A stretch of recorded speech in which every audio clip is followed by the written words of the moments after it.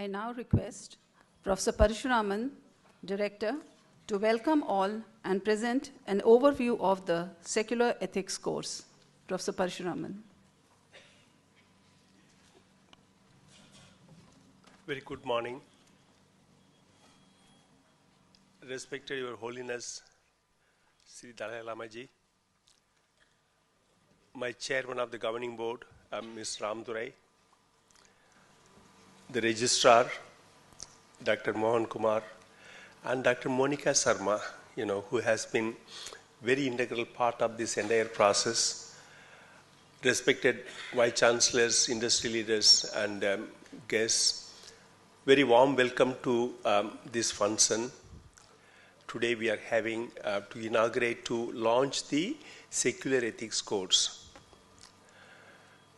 We have been, whenever I met His Holiness in Leh and elsewhere, one of the questions he kept asking me is that what happened to the idea of compassion in this holy country which invented and practiced it, and it has been integral part of all religion in our nation, and exported to elsewhere in the world. But what has happened to compassion? And that was the reason why we started working on the idea of secular ethics. And it has been a long journey, I must tell you that. We started in 2013 with offering a course on noetic action, touching base with oneself. And from there we grew and reached a situation whereby we are ready to offer this course to my students. We have about 5,000 students, mostly postgraduate and doctoral students. They will be covered in 2017 and 2018, and we will be keep offering us a choice-based credit system in the institute, that whereby students from all programs would be able to take it. It's a 4-credit course. 2 credits, 30 hours of teaching and 60 hours of practice. We developed it from the notion of karuna. Karuna is one whereby compassion combined with action. You can't have a compassion without being exhibiting in action, and that's how it has been developed. And we have invited several vice chancellors from across the country. And we'll be working closely with the vice chancellors to see this program is implemented elsewhere in the country, and that's the hope. And we have also invited industry leaders to see that how they can take the idea of compassion to their workplaces and make capital compassionate. Can you make capital compassionate?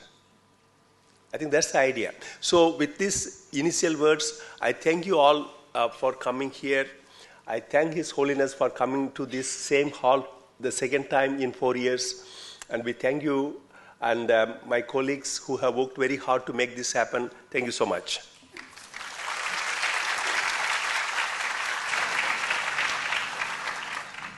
May I now request Mr. Ramodorai, Chairperson of the Governing Board, to give the introductory address.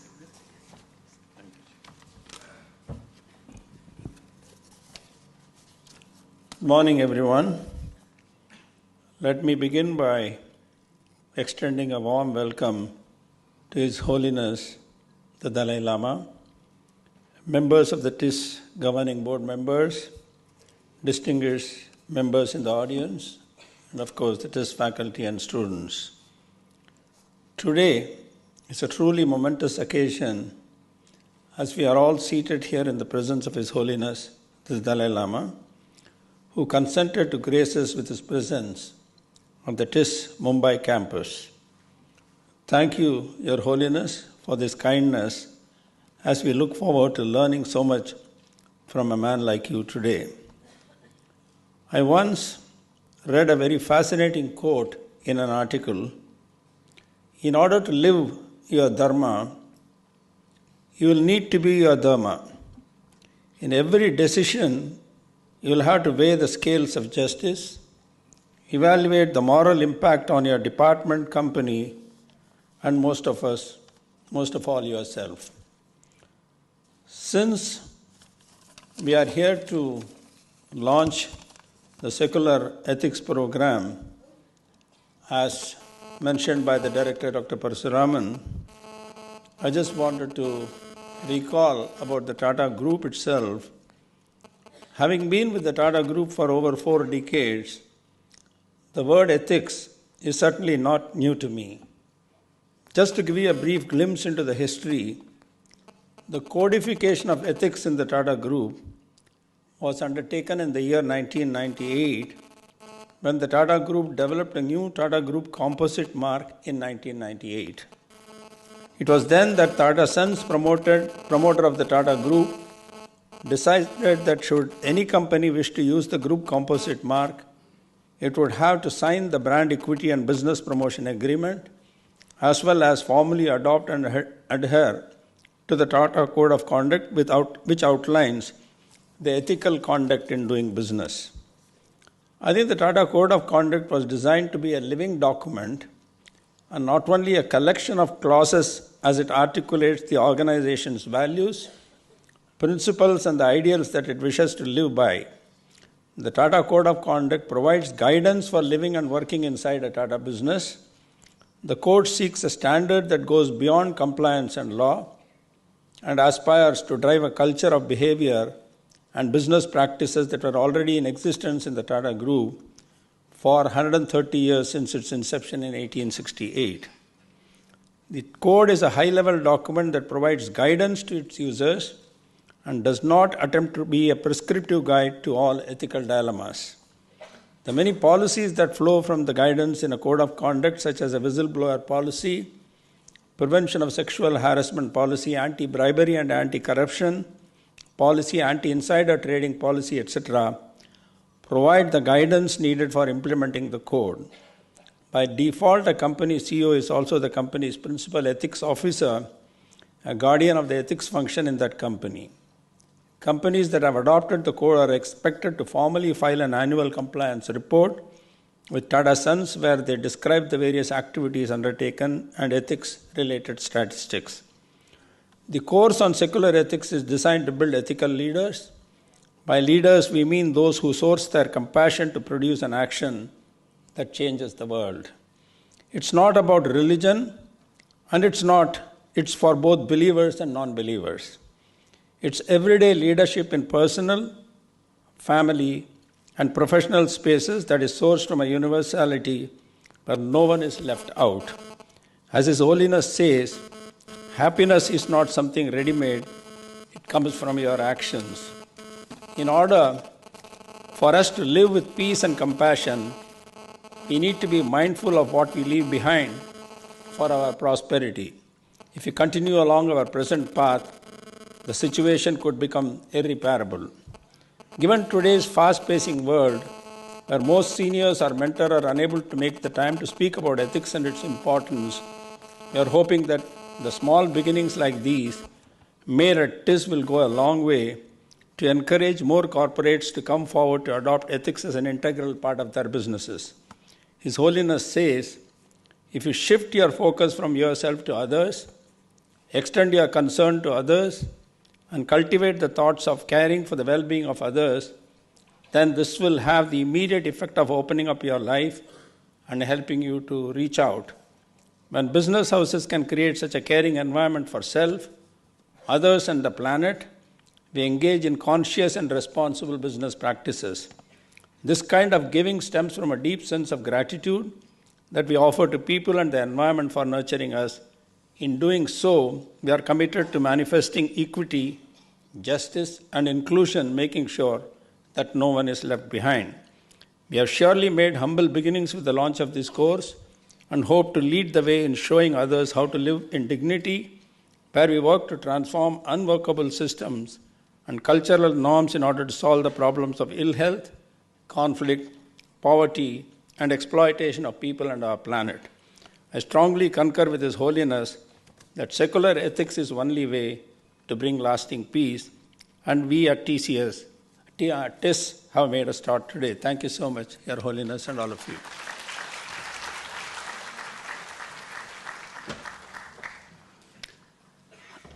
We will now have An Introduction to the Secular Ethics course by Dr. Monica Sharma. Dr. Monica Sharma, a Tata Chair Professor and former Director of Leadership and Capacity Building in the United Nations, has been very integral to the Secular Ethics course. Dr. Monica Sharma.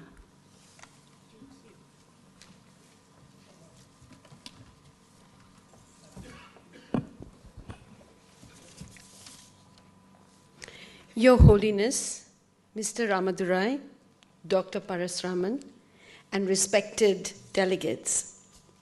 The Secular Ethics course is actually an ethical leadership course for students in higher education. It's an investment in future leaders. And when we use the word secular, what we mean is embracing and celebrating diversity. The reason that this course works is because it is built upon the three innate attributes that all human beings have, irrespective of social status, class, caste, gender, race. It is that at our core, human beings, neuroscience says, human beings are compassionate. Second, recent surveys show that human beings have an equity impulse. We understand fairness. Even children understand fairness. And third, human beings worldwide, irrespective of where they are born, have a sense of self-worth and self-esteem. Its cultural expressions may be different, but these three things, our innate dignity, our equity impulse, and our compassion, are the foundation of this course. Dr. Parasraman invited us to design this course. Us, as in Professor Srilata, Mr. Sudarshan Rodriguez, and I. And we piloted this course with 60 students last year for 2 credits. And the feedback was excellent. So what was unique about this course? I'll just describe 5 aspects of it. First, it is value-based. Every template, every practice, every tool is based on these 3 pillars that you and I have innately in us, no matter how old, how young we are. So it's drawing out our deepest assets. Second, it's results-oriented.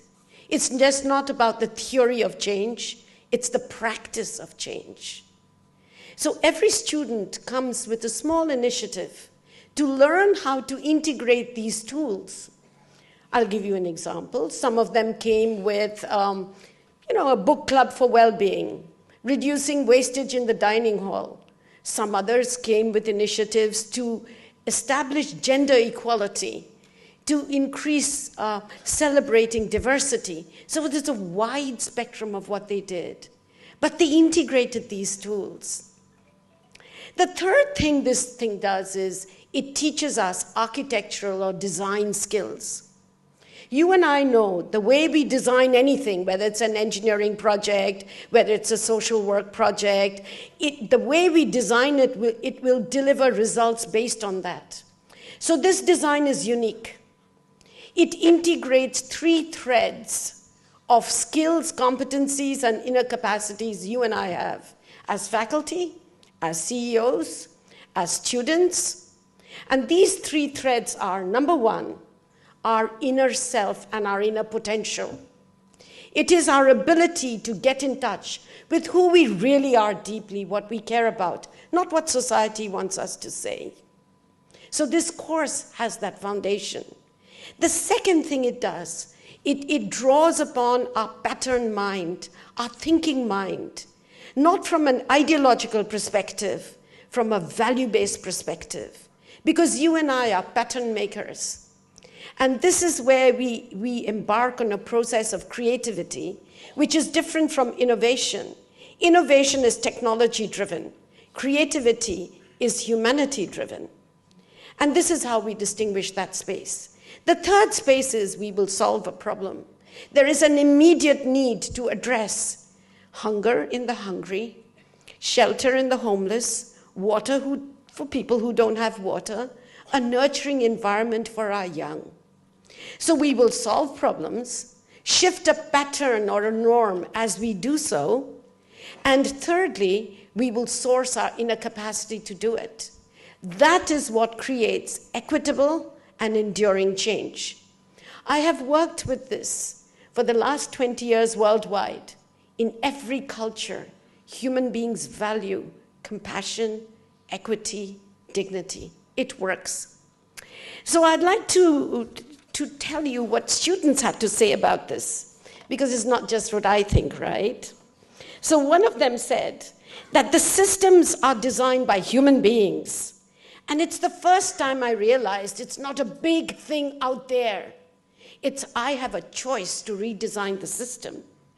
Another student said, I discovered I could use this framework for designing my fieldwork activities and simultaneously address the gender divide because it's based on values. Another student said, when I use this framework, I'm able to deal with complexity, not in a complicated way, but in a simple but sure way. So what we know, an MIT study shows that leadership development is a $1 billion business. In the US alone, it is a $20 billion business. And there are some 20,000 books written on it. However, it's not producing the equitable change that we wish to see. So what is missing? What's missing is our ability to source ethical values, activate our pattern mind through that, and be able to solve problems. The fourth piece of this secular ethics course is that it's a fractal. So fractal is a physics word, which means it's a pattern that repeats itself. We see that in nature. Nature has so many unique processes that unfolds what we are meant to be. So this work is a fractal of the whole. What does that mean? It means that it doesn't matter whether the initiative is small or large. What matters is, am I sourcing it from ethical values? What matters is, do I have the courage to transform systems that are unworkable? And that's what the students and people worldwide are engaging in. And lastly, as people who are teachers and vice chancellors and deans, we are expected to deal with many disciplines. And each discipline has its own theoretical background. And in a large institution, we do require coherence in the way in which we study and apply what we learn.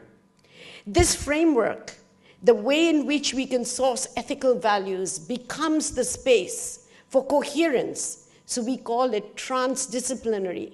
In today's world, our students have to deal with complexity, and they have to deal with multiple disciplines, whether that's related to climate change or poverty or education or health. It's no longer technology alone that drives change, whether it's in the business world or outside. So let me give you just 3 of the 25 exercises that we do. So for example, there's one in which students distinguish who they are, their own identities. And we talk about our wisdom profile, our ethical profile. We talk about our social profile. We talk about our professional profile. We talk about our personality profile. But what the students get is that basically they are about grounding themselves in their wisdom. The largest changes that have happened in civilization have happened through values that are applied universally. So students inquire. There are 3 major pillars of learning. One is inquiry. Not teaching that gets people to comply, but inquiry. The second is generating insights. Insights are different from understanding. Understanding is a cognitive function, but insights are much more than that. They get our own learning, our own frames into the forefront. And so students generate insights, and then they practice. Because this is not about the rhetoric of values, that we talk about values but we do something else. This is about embodying values, where teachers, students, and staff all embody values, the same values. And guess what? The culture changes. The culture within a private corporation changes, because I've worked with some of them. And the culture will change in a university. They will change in a government department. And so it works, you know. Your wisdom, my wisdom, your thinking, my thinking, it works. The second piece that we emphasize is discernment as different from judgment. So discernment is your ability and mine to be able to ground myself in values and be able to view a problem from that perspective, rather than from rigid ideology and rigid polarizing perspectives. So students learn to discern, and they recognize what the space of judgment is. So one of the students said, when I judge someone, I limit myself, while when I'm discerning, I'm giving myself and the other person an alternative to create new alternatives. Discernment happens from my inner potential and values. When I'm discerning, I can review my assumptions. I'm not attached to my point of view. This is huge. This is huge in education. Students learn integrity, not a morality where we point and say, you are wrong. We notice gaps in what we said we would do and what we did, whether we are developing strategies from our values or not. And integrity is being whole, and being whole makes us happy. And so students learn something else. They have changed their relationships at home. They talk about their difference in the way in which they relate to their parents, etc. So as I conclude, I'd just like to talk about business education for a moment. I have not worked in India in a business school, but I have in the US. Based on my experience in the United Nations, I was asked to come in. Why was I asked to come in? Because 170 business schools were stimulated by the European Business Society to be able to look at the curriculum of business graduates today, and in 43 countries. And they found that what's missing largely in development education is missing in business education. They identified 3 factors. 1, context. What they said that business education did not include the social dimensions and the environmental dimensions of change. They're true. There are, like Mr. Ramadurai said, the Tatas have been progressive as a business in ethical view. They were the first in the world to look at maternity benefit, at labor unions, at limited working hours in the 1920s. And today, Tesla, for example, is environmentally conscious, uses renewable energy, has open source technology so that everyone can learn, and we are not always having to have patenting on everything and knowledge, and the diversity of and respect for labor. So it's possible to do that. And they found that this environment and social dimension of business education is vital. They found another thing. They found that the current business schools do not educate their young, future engineers, bankers, etc., to really look at complexity. And they said that the single thing that is the rudder for change is ethical values. That business, when it's grounded in ethical values, is able to deal with complexity differently. And lastly, that it is about connectivity. So TIS is going to offer this course to others, as Dr. Parasuraman said, and we are willing to be able to work with master trainers in different spaces. And I'll end by 2 quotes from the students. So one of them said that the secular ethics course got him or her, I don't know whether it was a lady or a gentleman, to look for the answer that lies within the person. He said that I have to think about the results I wish to accomplish in my life, the patterns I have to change. And with the help of my universal values, I know I will be able to create the environment that ensures justice and dignity for all. If our young could do that, I'm sure all of us, I'm a grandmothers and mothers and fathers and business leaders and vice chancellors can do that too. So we learn from our young, because this work is not about telling them what to do. This work is about co-creating an ethical space for change inside our universities.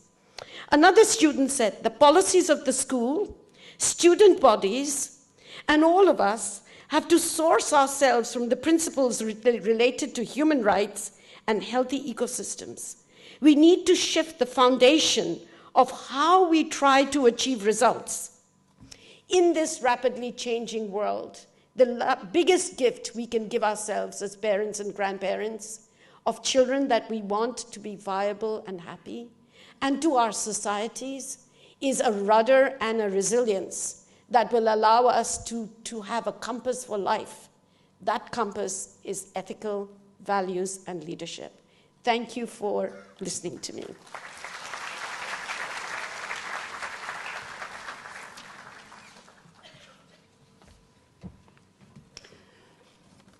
We will now have the launch of the course primer by His Holiness. We now request the books to be brought.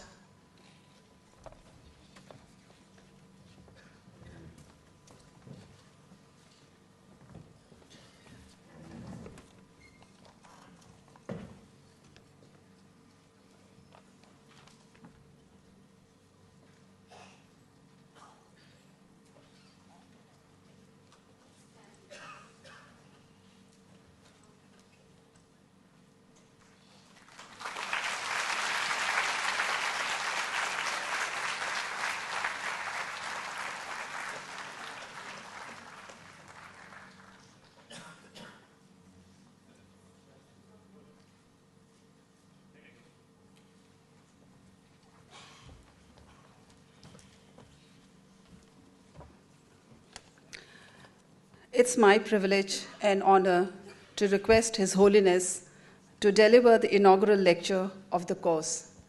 His Holiness, the 14th Dalai Lama and Nobel Laureate, has been a proponent of secular ethics since decades. He has been supporting this course in TISS. His Holiness.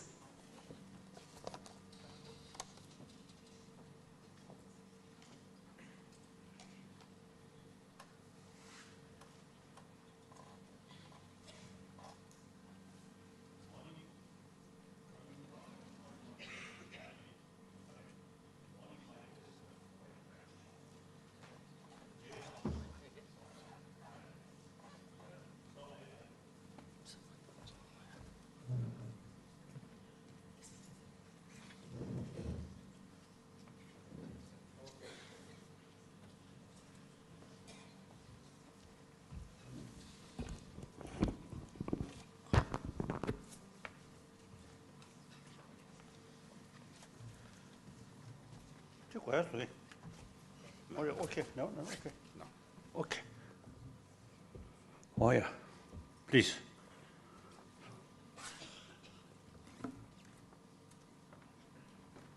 Translator, okay. One mic.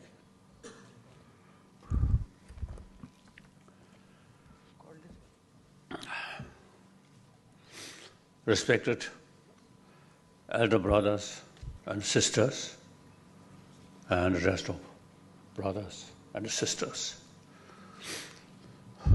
I always start to use this word, brothers, sisters. I have some reason. Usually we address according their sort of rank or their sort of position. Of course, good, but at a fundamental level, we are same human being.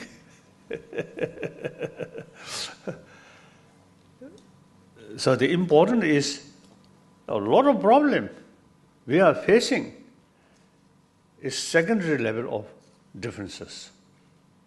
Different nationality, different race, different family background, and position like that.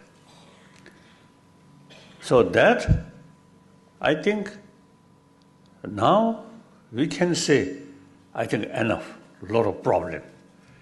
due to too much emphasis on secondary level of differences, even including religious faith. It is really terrible, unthinkable. Different religious faith causing problem and even killing. Unthinkable. Now all these, we are lacking sense of oneness of 7 billion human beings. First, we are same human being. Then these differences, secondary level. So secondary level of differences should not causing the suffering of fundamental level of human being, right? Like that. So, I myself also, you see, I always consider myself another human being.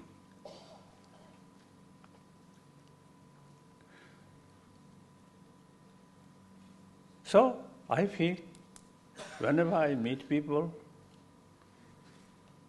consider another human being, human brother, human sister.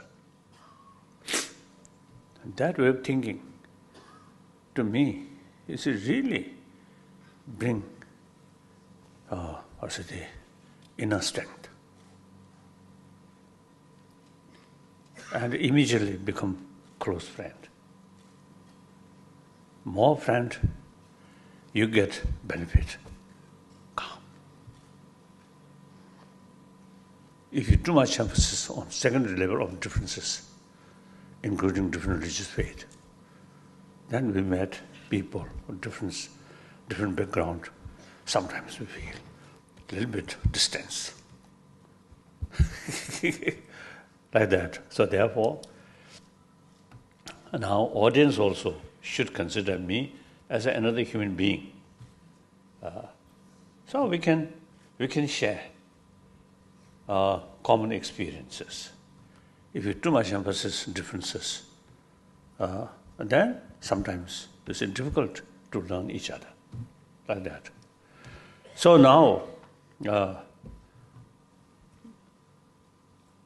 I want to express my congratulation. The text as a secular ethics already materialized. And that also not just idea, implement, experience, learned from implementation, these things. So then I may feel a little jealousy. You already achieved. Me, just idea.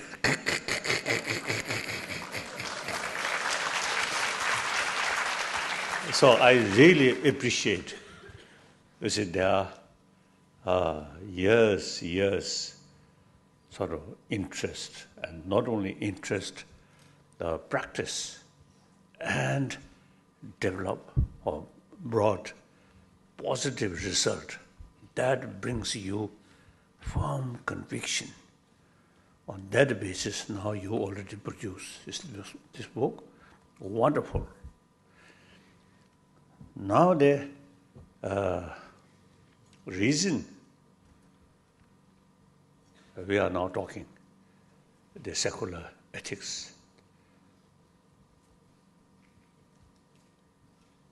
On this planet, I think, firstly, my own sort of experience. I am Buddhist monk, Buddhist practitioner. As soon as I wake up morning, around 3:30, think Buddha's teaching is for entire sentient being.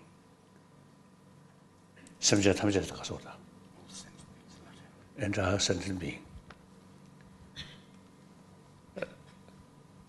This is the infinite altruism we call bodhicitta, combination with wisdom. It's immense sort of helpful to bring inner peace. with realistic sort of knowledge, like that. So then pray for entire sentient being. And I feel, sometimes I feel it is something like lip service. The sentient being on other planet, we cannot do much, only prayer. Only this planet now. Millions or limitless galaxies, different. There must be different sort of sentient beings, but we have no connection. We cannot do anything. Now only this planet, within these galaxies, our only planet. In this planet, there's millions of different animals, birds, fish, insects. We cannot do anything. When we're passing through some animal, feel strong sense of concern, but nothing can be done. Sometimes tears come, that's all. Now, human being, 7 billion human beings on this planet. We are same human body, human brain, and the same human sort of potential. And therefore we have the language. Through language we can communicate. And because we mentally, emotionally, physically same, we can sort of share our own sort of different experience from different people, like that. So therefore, when we pray entire sentient being, and the realistically speaking, only 7 billion human beings. Now here, 7 billion human beings,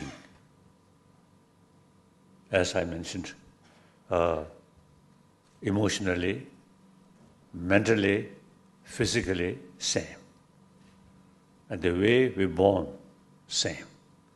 Way we die, same. And we live as a social animal.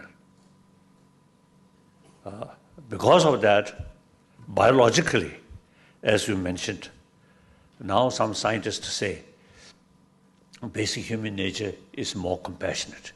So this is really basis of our hope. If basic nature of human being is anger, then no hope. But since we are a social animal, so physically, biologically, we have the seed of compassion, love. So now, question is, why? Human being, basic nature, more compassionate, but a lot of violence. Not only in human history. In history, in the past, not only continent to continent, but nation to nation, or even within nation, different community, more or less self-sufficient. So at that time, the concept of we and they quite related with the reality. So destroy of your neighbor who creates some problem you, it's a victory yourself. But now today's world, the global economy, no national boundary, no religious boundary.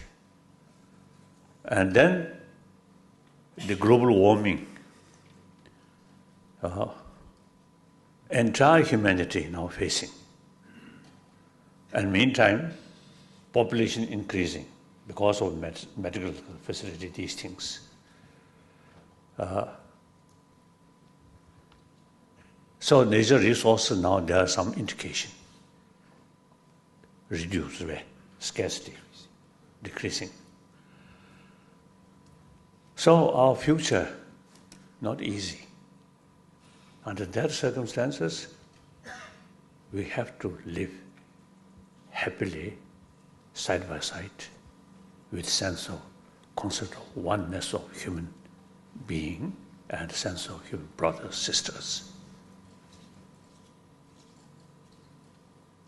Now, all major religious tradition, whether theistic religion, non-theistic religion, all carry the same message of love, message of compassion, tolerance, forgiveness, self-discipline.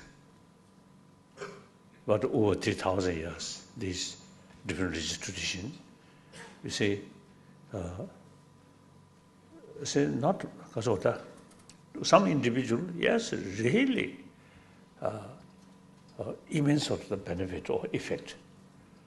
But the masses, religion, religion even sometimes causing differences. And now today's world, in this very moment, we enjoy peaceful. But same planet, same human being, some area now killing in the name of different religious faith. So now, various different religious traditions have same potential to create better human being, more compassionate human being, but frankly speaking, fail. So now other alternative, education. Existing education system, it seems to me, in many educationists and also some scientists, now we have same view. Existing education system, just more or less from West. I think when the West gradually, last I think 200 years, the industrialization started. Then the education, because of the education sort of developed, modern education developed. Previously, I think religious church or monastery carrying the, because of the learning center, because of the seat of the learning like that. Gradually, industrialization, then separate institution for education come. So at that time, about moral ethics is concerned, religious institution take care. Now, gradually, now today's world, out of 7 billion, about 1 billion non-believer. And frankly speaking, among the 6 billion believers, there are some mischievous believers also there. When their mind, happy, they looks very religious person. When they really face some problem, there's no longer any sort of influence of that religion. They become very strong feeling, we and they, no hesitation to kill other. All these, if we have the system to educate people from kindergarten level up to university level, gradually you see people get this sort of conviction. The value of warm-heartedness is your own sort of selfish reasons. You take care of yourself. Physical health very much related with mental health. And real sort of destroyer of our inner peace is anger. Usually we consider anger is part of our mind. No. There are contradictory emotions within our own mind. So, like compassion and anger cannot go together at the same time. Through training, we can use reason, not necessarily meditation, but analyze, including scientific finding now. what's use? Anger. Firstly, destroy your peace of mind. Then gradually ruin your health. And also peaceful, sort of, because of the friendly atmosphere within your own family, destroy. So therefore, anger is no use, although part of our emotion. But if we use our intelligence properly, our anger is no use. So the opposite emotion of anger is love, compassion. Biologically, we equip that. Then use scientific findings, our common experience, and common sense. Through education, we can develop conviction or compassionate mind. It's very, very important. Not based on religious belief. Now, last more than 30 years, I have serious discussions with modern scientists. I never discuss with scientists about next life or salvation, nirvana. We simply discuss about the system of our emotion and world, galaxies, like that. So basically, cosmology, and then neurobiology, about the brain system of these things. Then physics, particularly quantum physics. Late Raja Ramana, Indian nuclear physicist, one time, he told me, quantum physics in the West, a newly developed sort of the theory. In this country, concept of quantum physics developed in this country 2,000 years ago. He found Nagarjuna's writing. The concept already mentioned there. He told me. So my own sort of experience, when we discuss about topic of quantum physics, then seems my knowledge is much higher than scientist knowledge. Because we learn these things. So then fourth, psychology. Compare ancient Indian psychology, modern psychology looks like kindergarten level. Indian psychology highly developed. Logically, in this country, as I briefly mentioned when we were waiting, in this country, the Sangha philosophy and the Jain philosophy, and then other many different sort of Hindu philosophy and Buddhist philosophy. You see, in our practice include practice of shamatha, practice of vipassana. So in order to practice shamatha and vipassana, see, these are certain sort of way to train our mind. So in order to carry training our mind, we should have better knowledge about the whole system of our mind, our emotion. Therefore, according to ancient Indian tradition, there are a lot of explanation about mind. So now when I discuss with scientists, many scientists are really showing eagerness to learn more about ancient Indian psychology. So then it becomes clear. The ancient Indian knowledge, I think modern Indian, a little bit neglected. You are trying to copy modern education. of course, a practical level, very important for development of the country and development of economy, all these things, modern education and technology, extremely important. But this is not sufficient. We have this body and mind. Body is concerned, material development, very important. Material development provide us physical comfort.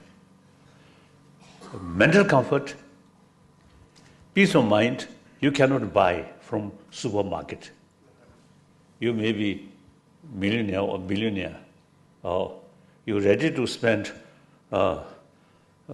lakhs of money, try to buy peace of mind. If you shout, or supermarket area, I want to buy peace of mind, I think people may laugh. Peace of mind must develop through your own mind, not from outside. So therefore, the question of knowledge, how to tackle these destructive emotions, such as anger, irritation, distrust, these things. So in order to carry meditation, so you have to watch your mind. And then certain sort of mental distortion away. Correct. Certain like distractions or and mental laxity. You have to sort of avoid these things in order to use the opposite sort of side. So, tradition where practice of shamatha, practice of vipassana automatically include more explanation, how to train your mind, how to keep peace of mind, calmness of mind. So now, the Indian tradition, you see, these knowledge there. But if you carry this knowledge as a part of your religious practice, then will not cover entire Indian people. Among Indian different religious tradition, actually all major world religious tradition live together in this country. That itself, something really wonderful.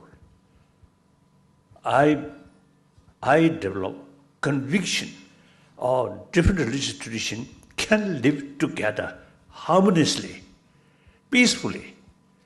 As a matter of fact, mutual learning. So, one of my commitment is promotion of religious harmony. Because India, ancient nation, beside homegrown religion, but from outside, the major religious tradition reach here. Now today, all major world religious tradition live together. Occasionally some problems. That's understandable. I usually see expressing over 1 billion Indian, not Bodhisattva. Some mischievous people must be there as a human society. So some problems.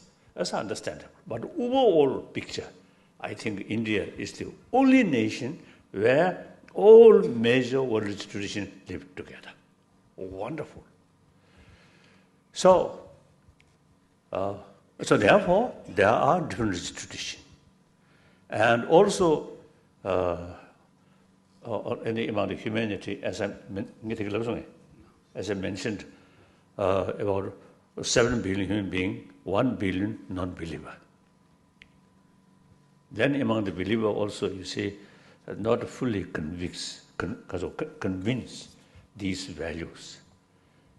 So therefore, we need a secular way of approach about these inner value, not touching religious, or say the quotation or religious belief. Simply based on scientific finding and common sense and common experience. We all, 7 million human beings, come from our mother. We all nurtured by parents' affection, particularly mother's affection. So 7 million human beings, including those troublemakers, they born same way. They received the maximum affection from their parent. Like that. So therefore, you see, we can teach children or generation, next generation, through kindergarten level or to university level. Besides, there are different subjects related with material value. We should include some teaching how to develop peace of mind. So that's aim of secular ethics. So I really very much appreciate you already implement these things and again more and more experiences. And 2 cities in America, I can't remember the name. One city called City of Kindness. Another city, Compassion, City of Compassion. So accordingly, they have some program within the city. Result quite significant. They told me, mayor told me, student within this city, much peaceful, ready to help other people. So through education, including some sort of the talks, more talks about inner value, really makes differences. So far, in this country, I think ultimately, a source of karuna, because ahimsa is 1,000-year-old India's tradition. Karuna is as a manifestation of non-violence. Ahimsa is manifestation of karuna. So, in action level, ahimsa. The motivation level, karuna. So India, I think, over 3,000 years using these concepts already developed. So modern India, still, you see, in the public mind, people's mind, ahimsa, still there. And secularism there. So karuna must be there. So, but so far, no city with the name of karuna or kindness. Hopefully, eventually, you see some town or some city or some university, I think I'm looking forward to develop the name of karuna or maitri, like that. So in any way, now already some important institution already starting work realistically, effectively. So thank you very much. Thank you. Then some questions, yeah. We're going to have some questions, question answer. Oh yes. Now I go there.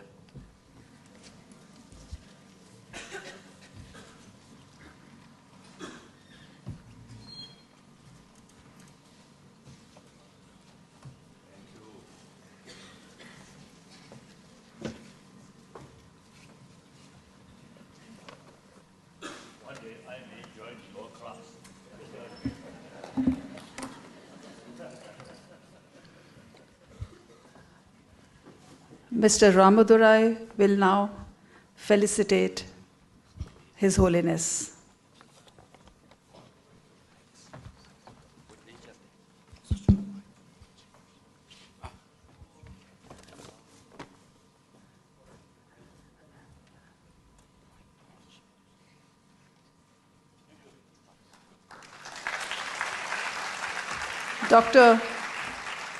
Dr. Mohan Kumar will present a memento to His Holiness. A word about this memento, comprising a stationery box and a notebook, is handcrafted by women under trials in the prison in Mumbai and Pune. It is supported by Alive, a vocational training and therapy project.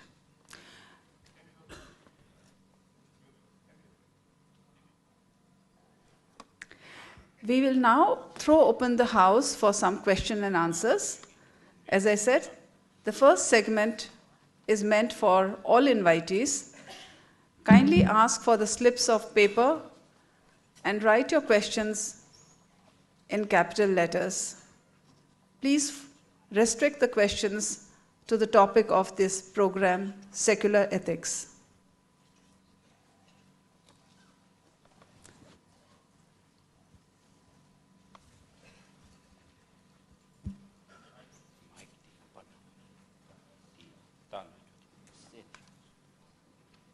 Yeah. Please mention your name as you write and the organization to which you belong.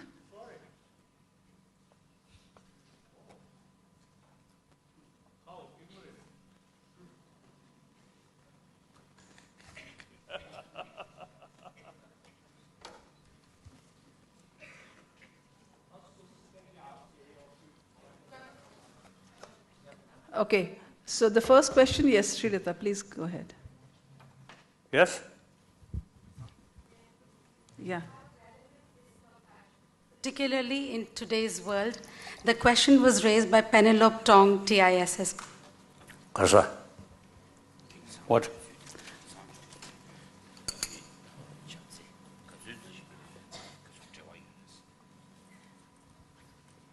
I think that's very, very sort of relevant.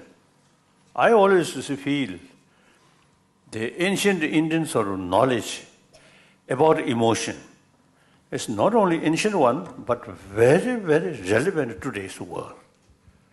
Because without knowing the system of our emotion, then it's difficult to tackle fear, distrust, irritation, then anger. So therefore, now today's, I always telling people, the 7 billion human beings, as I mentioned earlier, when we're born, same way, and we're nurtured by affection. Even an angry person, he or she need loves. Only affection, love, reduce their anger. Anger never reduced by another anger.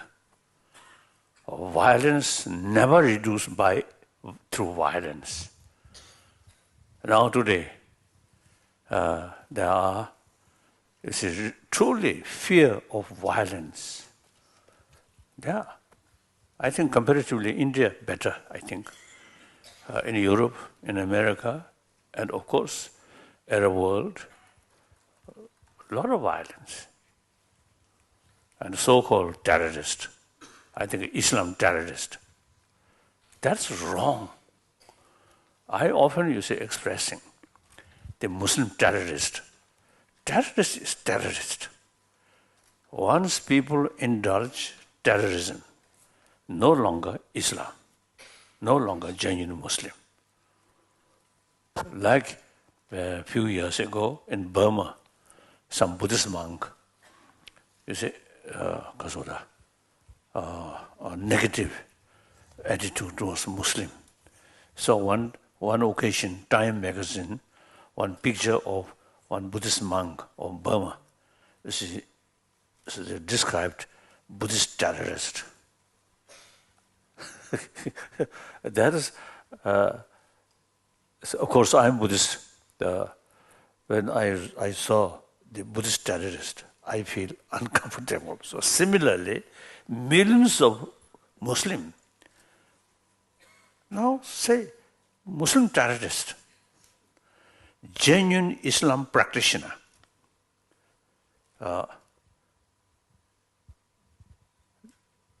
Through our meeting, or through our talks, I learned genuine Muslim practitioner should not create any bloodshed.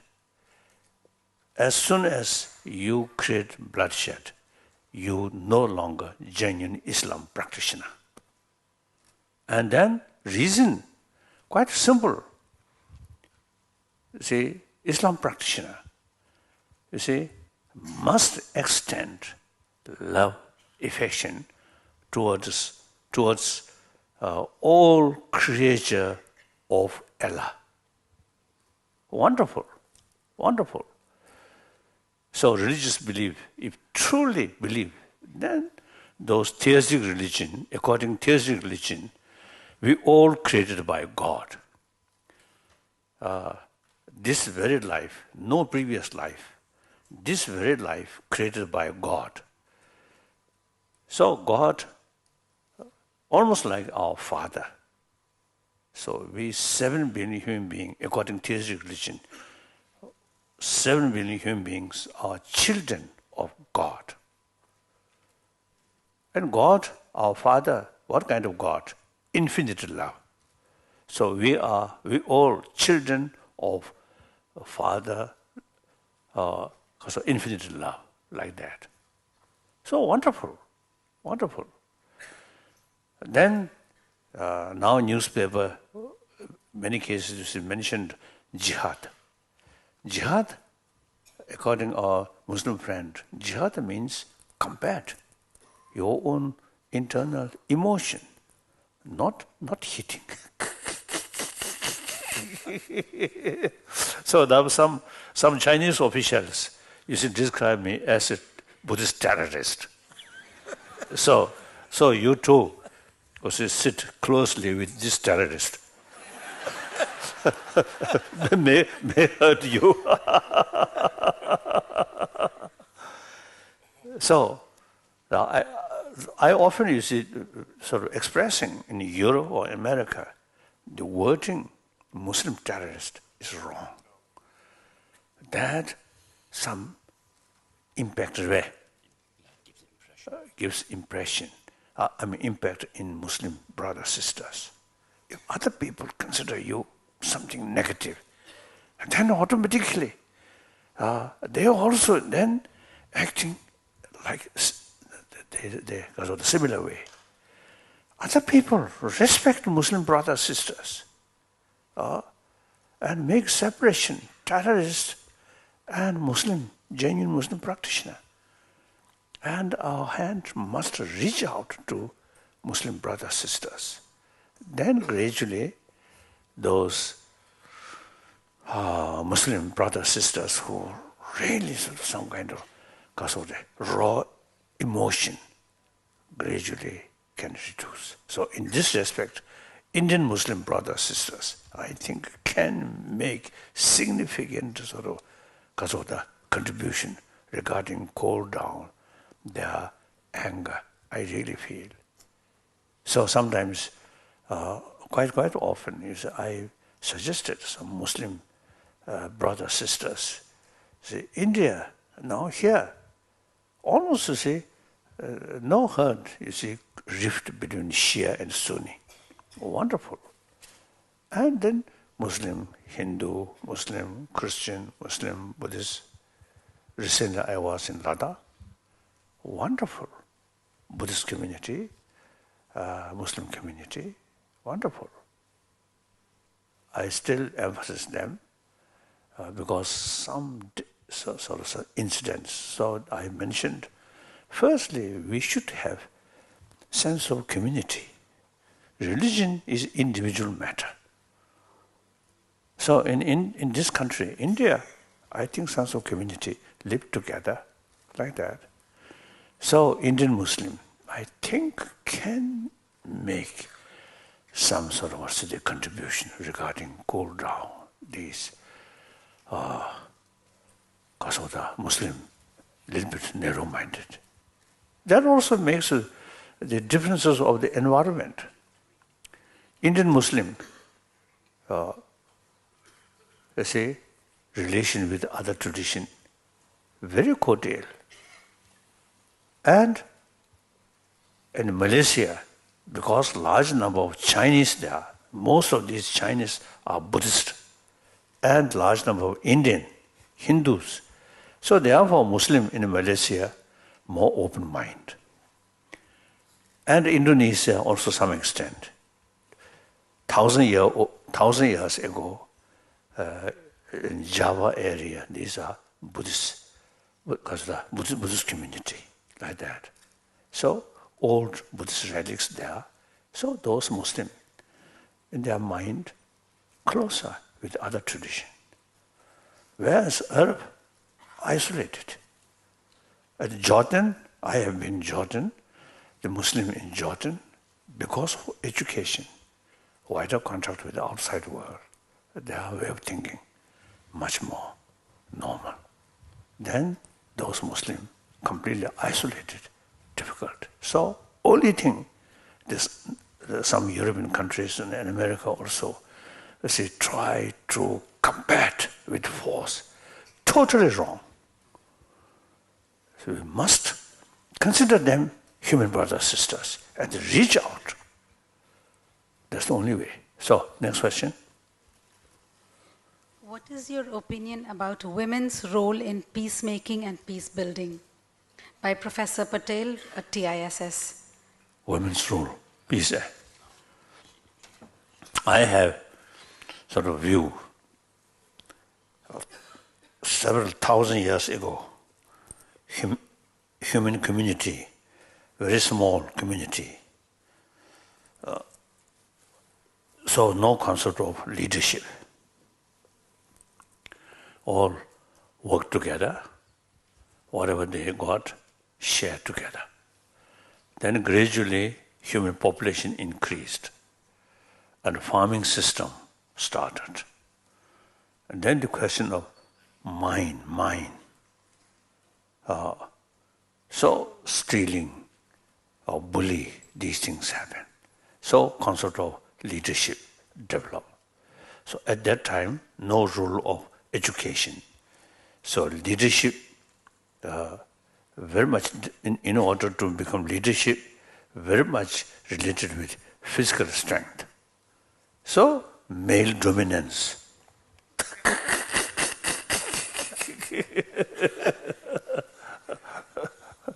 Yesterday, also religious leaders, different religious university, Kasota leaders come together. So I jokingly mentioned, only brother, no sister. Now here, sister here. So they, then gradually, you see the concept of or tradition or habit of male dominance come. Then gradually education develop. Education brings more equal. And modern time, many significant leaders are female. So education brings equal. Still, the male dominance there. And among the religious sort of community, also some male dominance there. Now time come, as we already working, promotion of human compassion, promotion of human love. In that field, female, biologically more sensitive are the suffering. Now that also on scientific finding. 2 persons, one male, one female, watching one picture, one person passing through painful experience. You see, one male, one female. The female physically more sensitive when seeing painful experience. So, now time come, we male withdraw and let female should take more active role and we remain behind. control of our female friend from behind.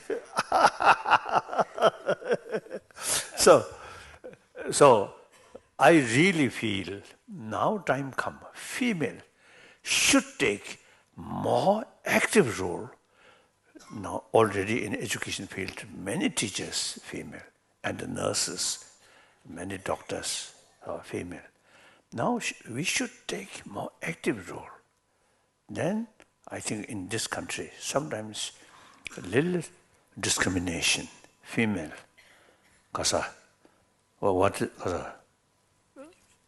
certain sort of habit, the dowry somewhere, dowry or some other person whose husband passed away, they're not allowed to remarry or something like that. So these, I think, part of Indian tradition, and then caste system, or part of your sort of tradition. But these things very much related with feudal system and lead upper class. They justify to rule lower caste people. So they develop certain sort of tradition or certain idea. That's due to, I think, influence of feudal system. Feudal system gone. We have to make change. I always have the view, and also accordingly telling people, any religion, three aspects. One aspect is dharma, religion. Same, as I mentioned earlier. All carry message of love, message of forgiveness, tolerance. Same. Then the second aspect is philosophy or concept. There are differences. Some say there is creator, some say no creator. So big differences. Even within non-theistic religion, Sangha philosophy, Jain philosophy, Buddhist philosophy, all non-theistic religion, but there is differences, concept of Atma and Anatma. So in the philosophy, and within Buddhism, there are mainly four school of thought. Vibhashik school of thought, Kasaini, Sudantic school of thought, Chittamantra school of thought, Madhyamika school of thought, and each one have subdivisions. So a lot of differences. So these differences actually come from same source, Buddha Shakyamuni. So sometimes I jokingly was telling people, Buddha one day taught something, another occasion taught something. That does not mean Buddha's own mind confused. Certainly not. Buddha enlightened. So, nor he deliberately tried to create more confusion among his followers. No. Then answer is, he taught as an individual or different people according to their own mental disposition. So, to some people, certain philosophical views are more suitable. To some people, different sort of philosophical views are more suitable. So therefore, there are many different philosophical views. So that's no problem. So long, same goal. Or the aim is promotion of love. So no problem. Some people say, there is God, creator, infinite love, very powerful to follow practice of love. And non-theistic religion, everything, then non-theistic religion, there's no beginning of life, life after life. So all these due to karma, one's own karma. Karma is one's own creation. So bad karma also, you see, brings more kasota, more suffering. Good karma brings more happiness. So everybody loves or love because of love self-aware. Having concern one's own sort of future. So therefore, restrain harming other, helping other people. That's good karma. Restrain harming, that's bad karma. So your own master. So that way of approach also is very good to some people. So different philosophy, different way of approach, same goal, no problem. Then third aspect of religion is some tradition. Even Tibet case, for example, Dalai Lama institution. First Dalai Lama, a wonderful teacher, learned one. So his second Dalai Lama come because of clear evidence. The second Dalai Lama at the young age showing, express clear memory about past life. So then gradually, of course the Karmapa, even before their reincarnation of Karmapa institution, then Dalai Lama institution come. Like that, first Dalai Lama, second Dalai Lama, third, fourth, fifth. Then fifth Dalai Lama, then because of certain circumstances, then become head of both temporal and spirituality. So now me, suppose the 14th Dalai Lama, since my childhood, I found our system is backward. Too much power in individual person's hand. So as soon as I took the temporary responsibility, within 2-3 years, I start reform committee to change, but not very successful. And then 1954, went to Peking. 1956, came to India, Buddha Jayanti celebration.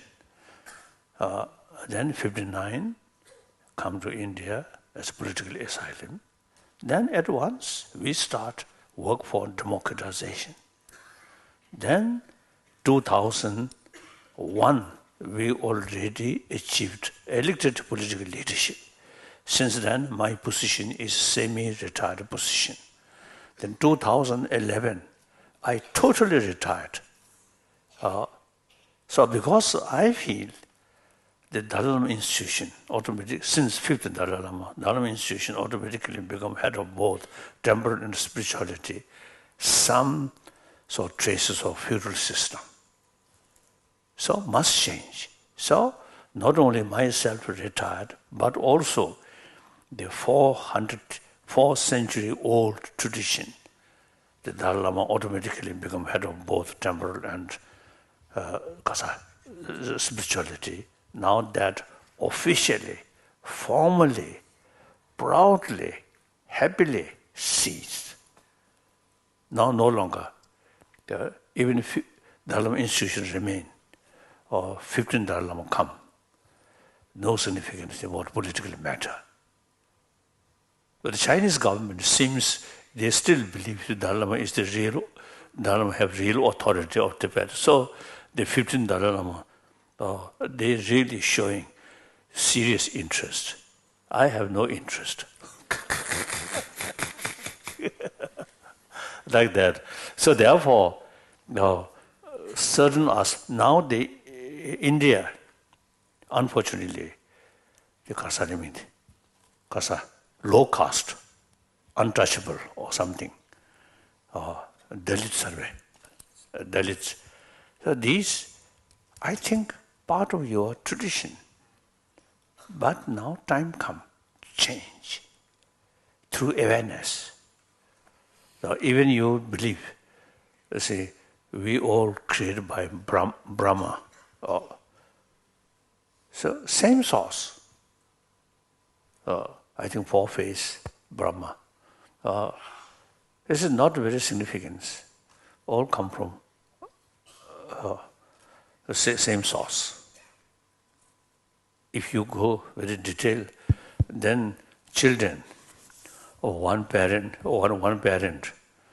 and I said the early part of the parent, children come from early part of parent, and then later, I think we have to make discrimination. That is silly. So same parent. So similarly, even God, Creator, believe all different sort of caste, different caste, all come from the same source. So we should not make distinction. These, I think, ruling class justify their sort of exploitation to lower class. So they create such kind of also the concept. So time come, must change. Next question. How concerned? My answer too long. So that's my weakness. Once I open my mouth, always blah, blah, blah, blah, blah, blah, go like that. Yes? How concerned should corporate leaders be about growing levels of income inequality in their companies and in society at large? From Mr. Mukund Rajan, Tata. Basically, I think the gap, rich and poor, this is a very serious matter. We must reduce rich and poor on first global level, then second national level. I think in order to change global level, I think national level, this gap must reduce. So, the poorer section of people, I think firstly, the people, richer society, must give them self-confidence. When I met some people within the country, some low caste, they have the feeling a little bit sort of inferior. This must change. And one occasion in Africa, Soweto, I visited one family, black African family, and we discussed. I told them, now you already achieved a democratic constitution. Wonderful. But emotionally, sort of, as they become equal with white people, may take time, but you must make effort. Then one black person is who introduced us as a teacher. When I mentioned that, he responded me, no, we black African, brain more inferior. That's inferior. I shocked. Then I make sort of a lot of effort to say no. Firstly, we go to brain specialist. They will say no differences. And then also I explain, we Tibetan, some hardliner, Han person, hardliner, they create impression we Tibetan lower, Han more advanced or higher. So we prove, only question of opportunity.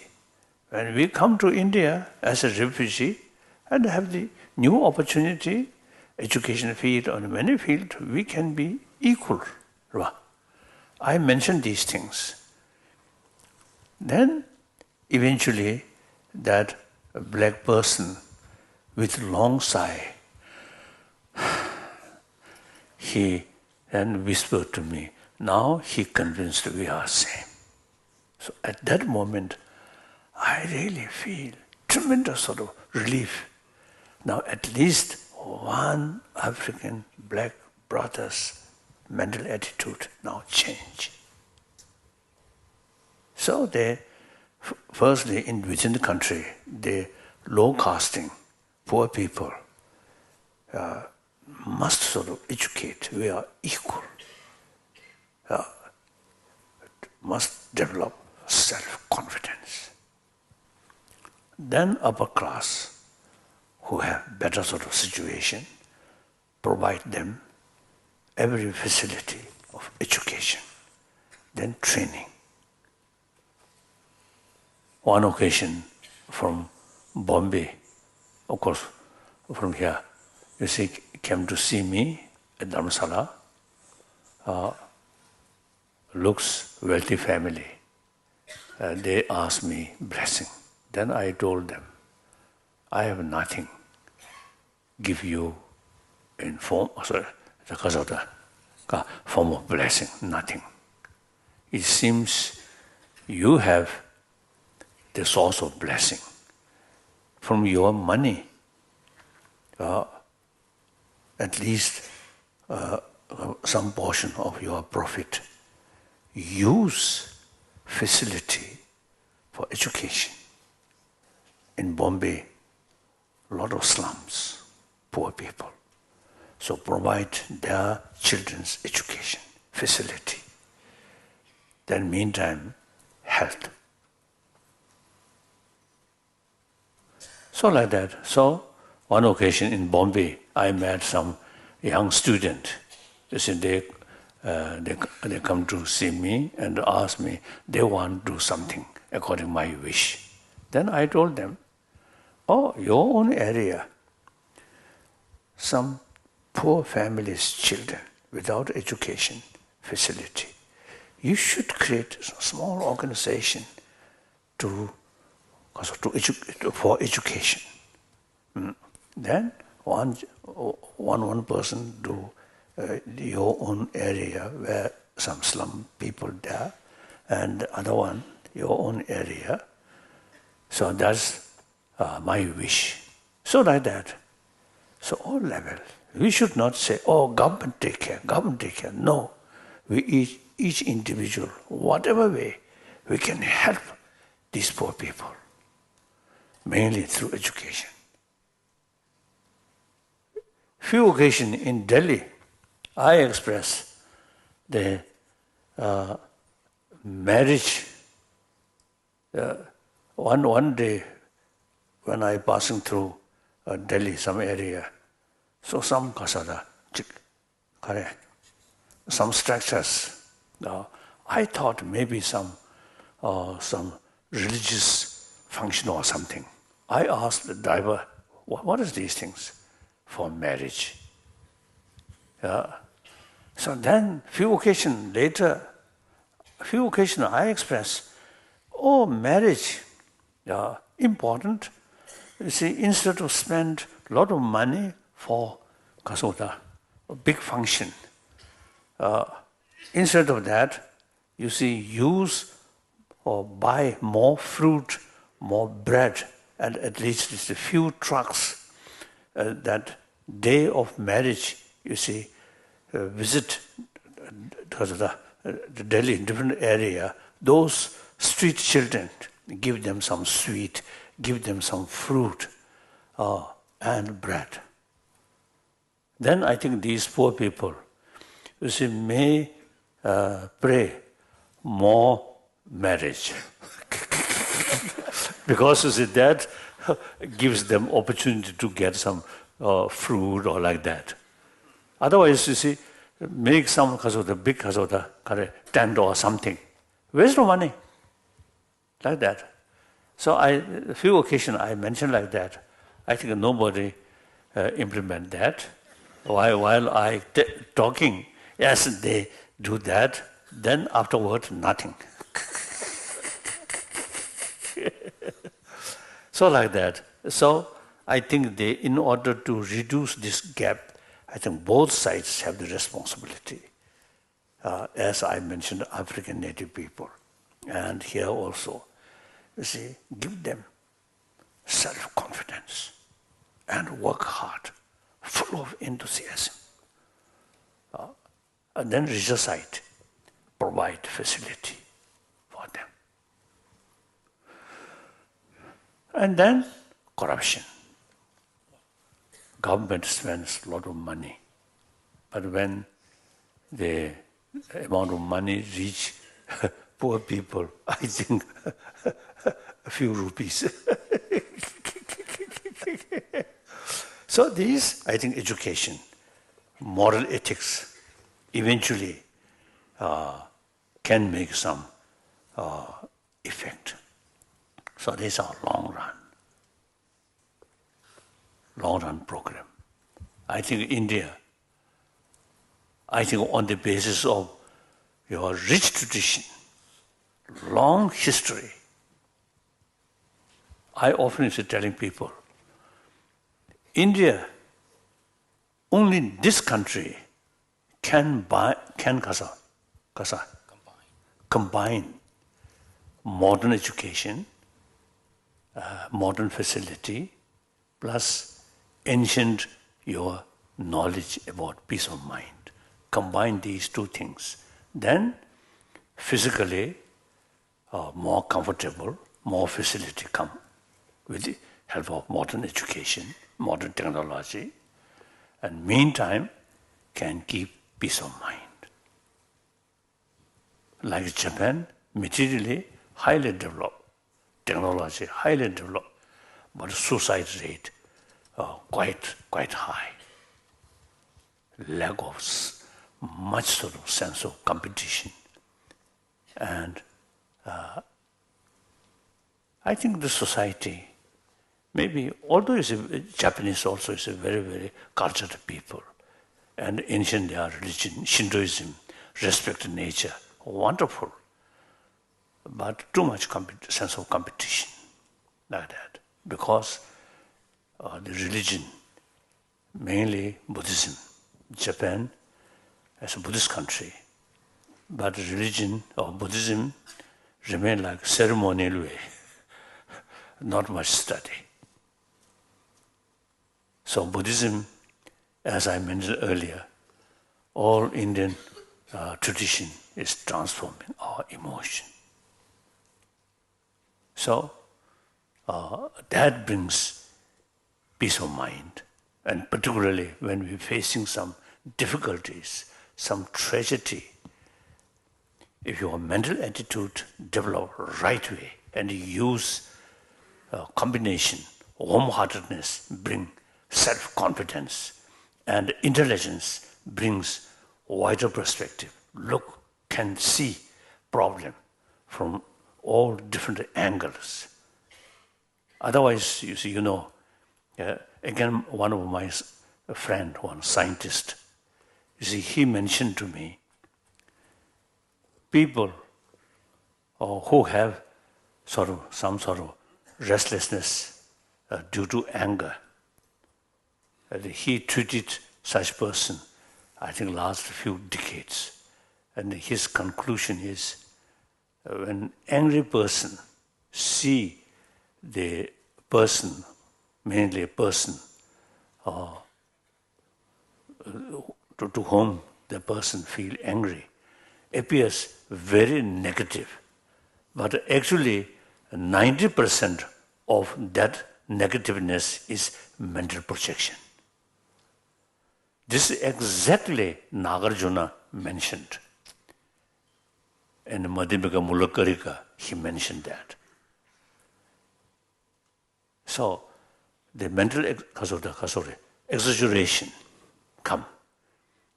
You consider things exist objectively.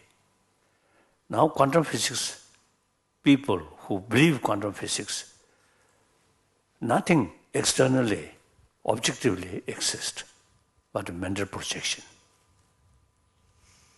Recently, I saw one article wrote by one Chinese quantum physicist.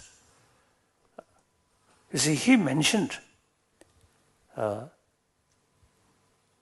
scientists who totally believe quantum physics nothing exists objectively, external. So such a scientist, in their mind, they contrast black and white much less. Like that. So therefore, I think they, in this country, I think a lot of sort of explanation about our mind. Now, point is, should not consider these are part of religious practice. Religious thing is individual business. But science of mind, I wanted to tell you that eventually, I think some explanation about the whole system of our emotion. And then logic is considered as an academic subject. These subjects mentioned in religious text, including Buddhist text, but itself should consider academic subject. Sometimes I describe, in education, we learning the hygiene of physical. So now similarly, we should include hygiene of emotion. So, to explain more knowledge about the whole system of our emotion. So now here, the Buddhist students, at least I think in Karnataka state, about 10,000 monk students and a few thousand nuns, they carry, study 20, 30, at least 20 years. So they have sufficient knowledge. So I'm willing, in order to revival of ancient Indian tradition in modern India, I believe, I feel it is our duty or responsibility as a chela of ancient Indian guru.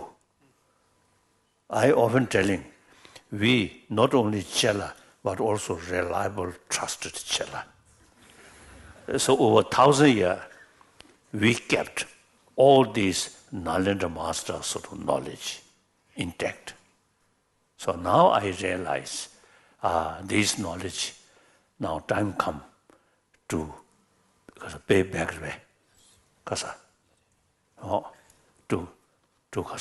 to give, to return our guru, so that the Indian once more become our guru. Otherwise, modern Indian, not our guru.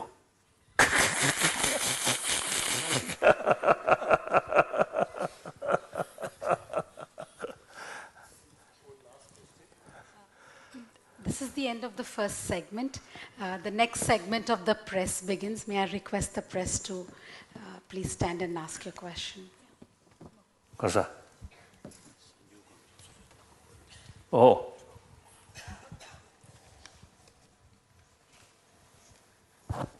Yes? So this is Mohua from the Times of India.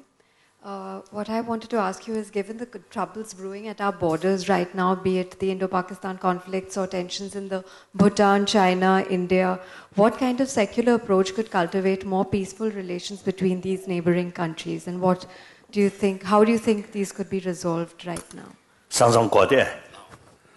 The other day in Delhi, also this question, same question come. I mentioned neither India or China, no ability to defeat other one. Create some problems here and there. Otherwise, you cannot sort of defeat other one.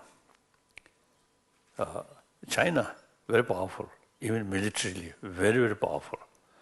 But India also, over a billion population, and militarily also. When Rajiv Gandhi there, once he told me, since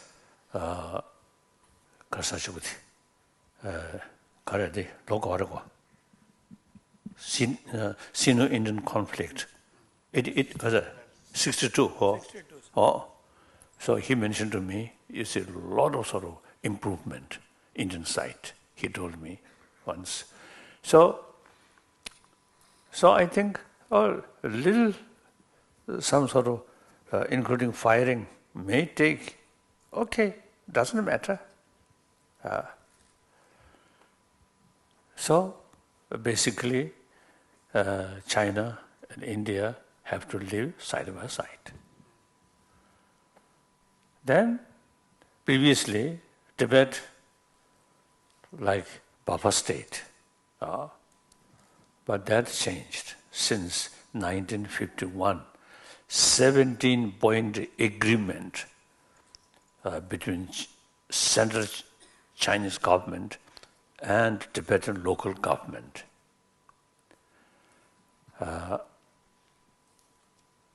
So since then, you see, things changed. But China itself now changing. Firstly, around 400 million Buddhist population of China. Now, People's Republic of China, communist country, become biggest number of Buddhist population. So I don't think, eventually, I think that both sides, I think, have to keep in their mind, eventually should reach Hindi Chini bye-bye. With mutual trust, not just on paper, but culturally. Large number of these Buddhists in China, actually student of ancient Indian knowledge, and particularly Nalanda tradition, Sanskrit tradition. All those Chinese Buddhists follower of Nalanda tradition. So I have some sort of suggestion. From time to time, I mention to concerned officials, Indian government, the India, you see, should create one sort of special arrangement, Chinese Buddhist pilgrimage, Buddhist pilgrim survey. You see, Bodh Gaya, Rajagiri, Sanchi, and so on. So you see, let thousands Chinese Buddhists, let them come to India and with certain facility. Should them feel visit to India, pilgrimage to India, very easy. Then these millions of Chinese Buddhists emotionally come closer to this country. Like that. Next question.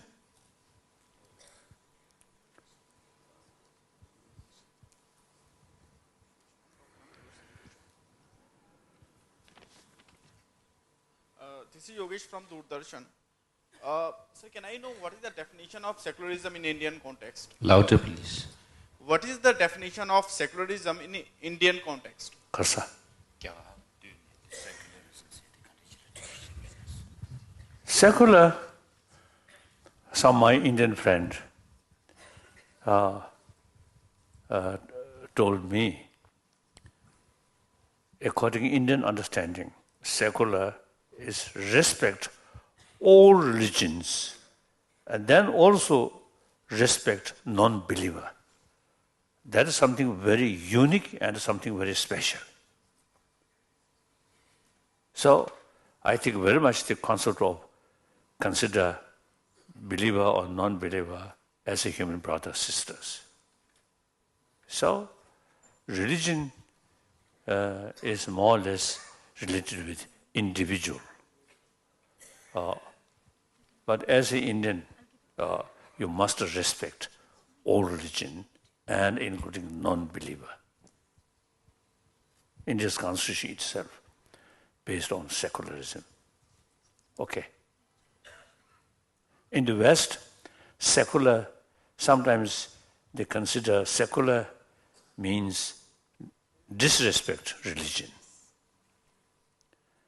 I think during French Revolution and the Bolshevik Revolution, there are some tendency against religion. But that, I think, reality, you see, nobody against religion. Real meaning of religion is love.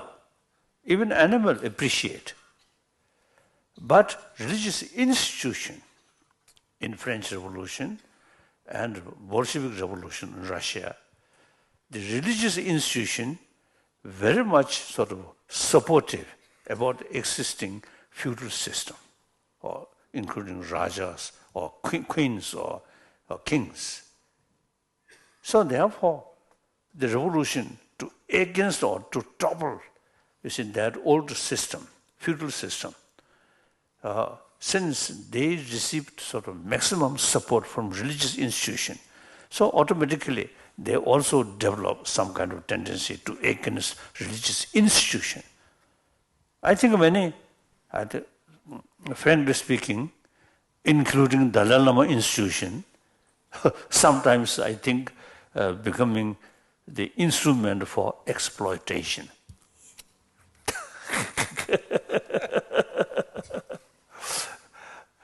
1979, my first visit Mongolia, then still Mongolia, communist, and through via Moscow and Soviet Union. In Mongolia, one museum. In the museum, you see one painting, paintings were remote church. One painting, one monk, huge mouth, and people go inside.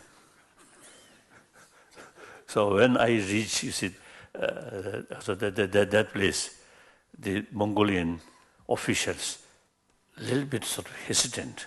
Then I told them, oh, this is true. Religious institution, sometimes you see, exploiter of people's correct, common people. So I mentioned. So there are some kind of sort of the tendency, religious institution sometimes become exploiter and supporting feudal system.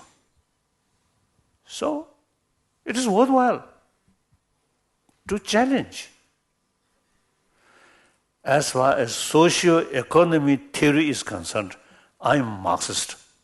What do you think? Dangerous person. One time, see, many years ago, I met one Indian communist, one Indian communist.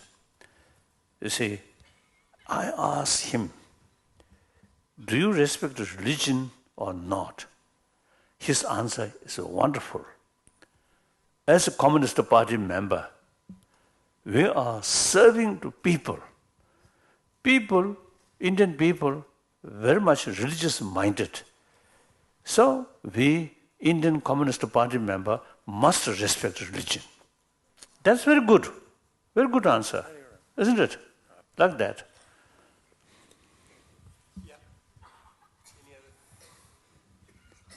And also I have sort of some occasion meeting with late Jyoti Basu, a communist. But I was told his private life looks like a bourgeois, not the genuine communist.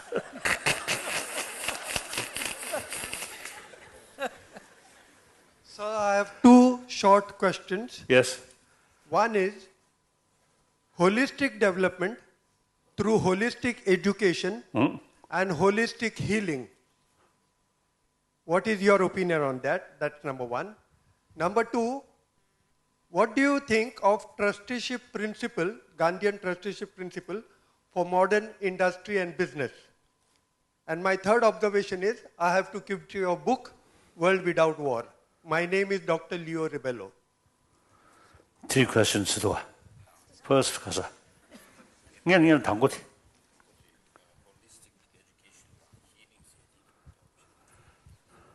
holistic education, I think education about is the well-being of physical and well-being of mind. That's more holistic education. Okay. Now, holistic kasachoti. Healing. That also, I think, important. The allopathic medicine, mainly taking care body. In Tibetan medical system, actually, 8th century, some kind of semi-international medical conference took place in Lhasa under the Lhasa auspices of great Tibetan Emperor Trisung Tsen. So the participant from Chinese tradition, Indian Ayurvedic tradition, the Unani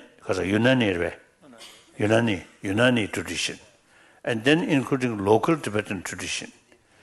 So since then, Tibetan medical system is combination of these three traditions. So including taking care about we call inner vayu, inner air. Now these days it happened. Some people mentally, some disturbed, we call due to inner air. But when visit allopathic sort of allopathic sort of hospital, they say nothing wrong, but a person much disturbed emotion. So the Tibetan tradition and also India's the Ayurvedic tradition, through pulse they can predict your sort of not only today's condition, but also they can recall, or you may experience in the past such things. And also they roughly can predict future, roughly. If doctor is truly qualified, but some doctor show but actual knowledge is limited. Like some other professions also, you see. So that's, I feel, holistic. Not only taking care of this body, but also taking care about our emotion. I feel that's more holistic. Because of the medication, right? And third,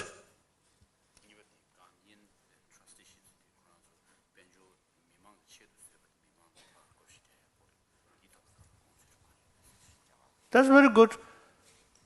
I am socialist. You see, firstly, you have to sort of utilize the capitalist sort of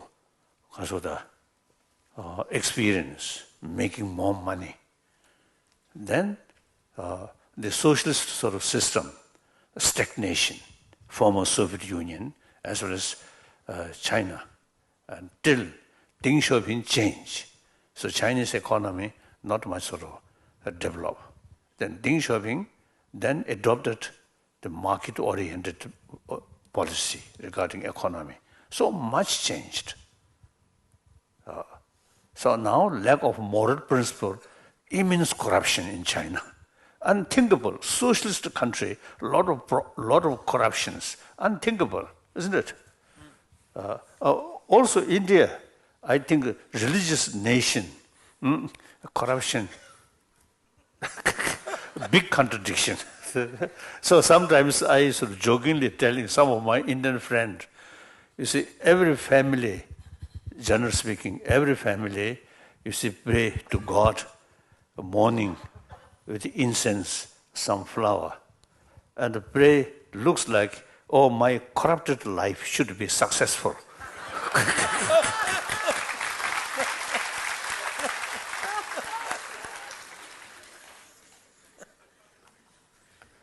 Okay. So, the press, media people, in democratic country, democratic society, media people have very, very important role. So now you should not sort of consider yourself just to give information, but also should, I think, the proper way, if you feel okay, then in the form of article or something, to inform people these moral ethics or the secular education. These things, you have important role to educate people. Okay. Besides sensational,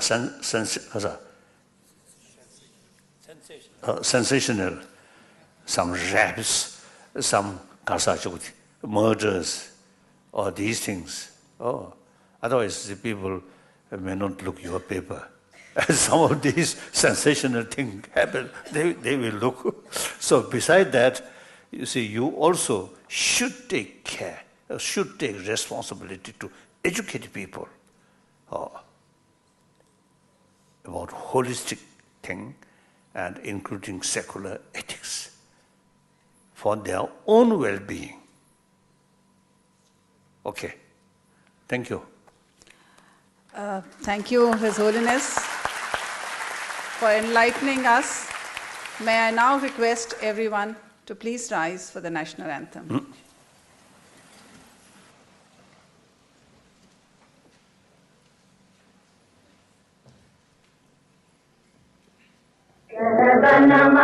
जनगणमनरधिनायक जय हे भारत भाग्य विधाता पंजाब सिंध गुजरात मराठा द्राविड़ उत्कल गंगा विंध्य हिमाचल यमुना गंगा उच्चल जलधि तरंगा तव शुभ नामे जागे तब शुभ आशीष मांगे गाहे तब जय गाथा जन गण मंगल दायक जय हे भारत भाग्य विधाता जय हे जय हे जय हे जय जय जय जय हे. Please take your seats and remain seated as His Holiness leaves the auditorium. Thank you.